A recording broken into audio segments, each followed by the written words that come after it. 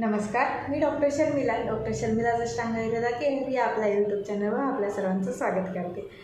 आजचा विषय आहे हिवाळ्यातील हंगामी फळं म्हणजेच विंटर सीझनल फ्रूट्स. ह्या विंटर सीझनल फ्रूट्सबद्दल माहिती जाणून घेण्या अगोदर तुम्ही आपल्या यूट्यूब चॅनलला अजूनही सबस्क्राईब केलं नसाल तर पटकन सबस्क्राईब करून बेल आयकॉनला टच करून आपल्या व्हिडिओचे, पोस्टचे, शॉर्ट्सचे वगैरे नोटिफिकेशन घेऊ शकता. हिवाळा म्हणजे हेमंत शिशिर ऋतू. तर ह्या ऋतूमध्ये अनेक फळं येतात. हिवाळ्यात अनेक फळं मिळतात, पण ह्यातली अनेक फळं जी इतर ऋतूमध्ये आपल्याला मिळत नाही.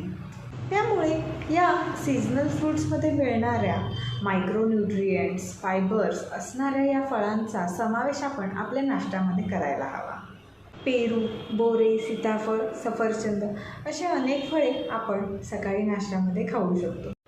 हिवाळ्यात आपली त्वचा हायड्रेटेड राखण्यासाठी हे खूप महत्त्वाचे ठरते. या फळांमध्ये अधिक प्रमाणात पोषक तत्वे असून लोह, कॅल्शियम, मॅग्नेशियम, पोटॅशियम आढळून येतात.